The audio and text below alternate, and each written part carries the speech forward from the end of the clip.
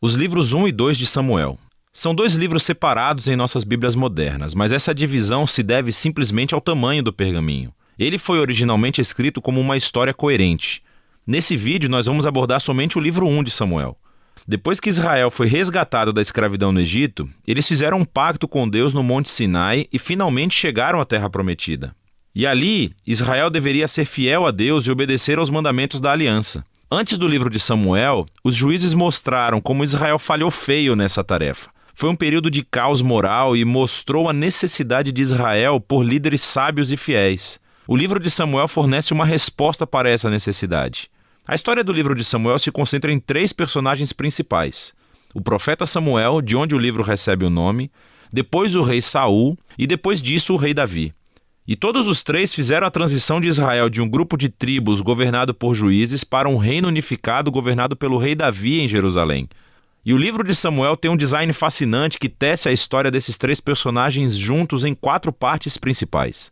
Samuel, o líder principal e profeta, na primeira seção do livro, também desempenha um papel fundamental na próxima seção, que é a história de Saul. E é narrado em 2 movimentos, a ascensão de Saul ao poder e depois os seus fracassos.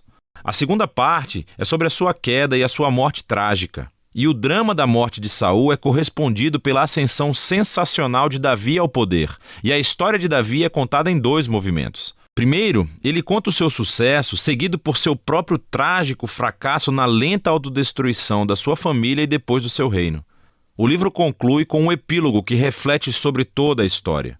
Então, vamos ver como isso tudo se desenrola. A primeira parte é um segmento do caos vivido no livro de Juízes. E somos apresentados a uma história tocante sobre uma mulher chamada Ana, que está triste porque nunca conseguiu ter filhos. E pela graça de Deus, ela finalmente tem um filho chamado Samuel. Em alegria, ela canta um poema incrível no capítulo 2. E o poema é sobre como Deus se opõe ao orgulhoso e exalta os humildes. Sobre como, apesar das tragédias e do mal humano, Deus está trabalhando os seus propósitos na história. E também sobre como Deus um dia erguerá um rei ungido para seu povo. Agora, o poema de Ana foi colocado aqui no início do livro para apresentar esses temas-chave que veremos ao longo da história, como na seguinte: Samuel cresce e se torna um grande profeta e líder para o povo de Israel, ao mesmo tempo em que os filisteus sobem ao poder como arqui-inimigos de Israel.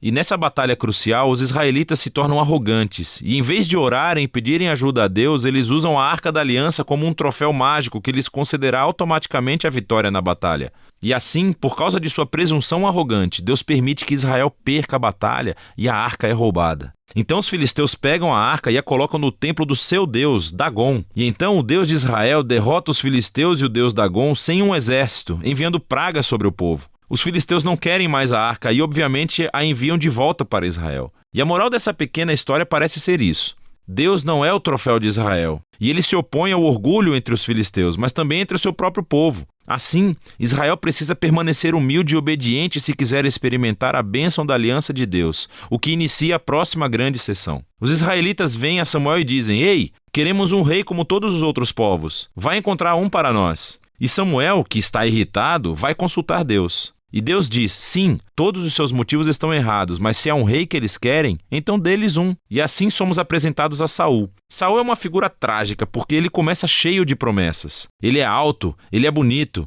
ele é um candidato perfeito para um rei. Mas ele tem falhas profundas de caráter. Ele é desonesto, ele não tem integridade. E ele parece ser incapaz de reconhecer os seus próprios erros, e essas falhas se tornam a sua queda. Ele vence algumas batalhas no começo, mas suas falhas são tão profundas que ele acaba se desqualificando ao desobedecer descaradamente às ordens de Deus. E assim, o velho Samuel confronta Saul e Israel. Ele havia avisado as pessoas que elas só se beneficiariam de um rei que fosse humilde e fiel a Deus. Caso contrário, os reis de Israel trarão a ruína. Então, ele informa a Saul que Deus erguerá um novo rei para substituí-lo. E assim começa a queda de Saul, à medida em que Deus, ao mesmo tempo, está trabalhando nos bastidores para erguer esse novo rei. É um pastorzinho insignificante, chamado Davi. Ele é o candidato menos provável para ser rei. Mas a famosa história de Davi e Golias mostra que a escolha de Deus por Davi não é baseada no status de sua família, mas simplesmente na sua confiança radical e humilde no Deus de Israel. E assim essa história incorpora todos os temas do poema de Ana. O orgulhoso Saul e Golias são humilhados, enquanto o humilde Davi é exaltado. A partir daqui, vemos Saul perder-se lentamente na loucura, enquanto Davi sobe ao poder. Então Davi começa a trabalhar para Saul como general. E ele ganha todas as batalhas e também ganha toda a fama. Assim, Saul fica com inveja e começa a perseguir Davi, caçando-o e tentando matá-lo. Davi não fez nada de errado, portanto ele simplesmente foge e espera no deserto. E aqui vemos o verdadeiro caráter de Davi. Ele tem múltiplas oportunidades para matar Saul, mas não o mata.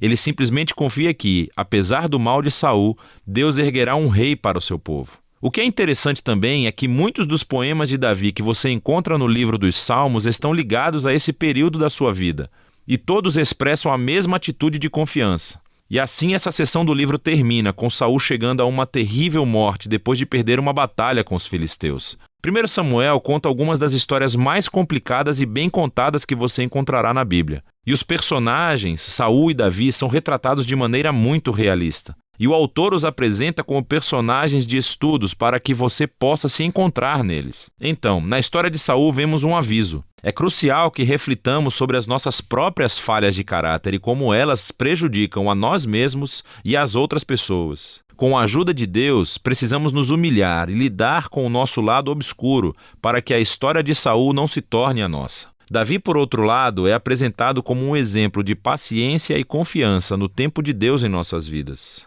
Então ele foge para o deserto, sendo perseguido por Saul. Davi tinha todos os motivos para pensar que Deus o abandonara, mas não é isso que ele pensa. Ou seja, a história de Davi nos encoraja a confiar que, apesar do mal humano, Deus está trabalhando os seus propósitos, opondo-se aos orgulhosos e exaltando os humildes. E é disso que se trata 1 Samuel.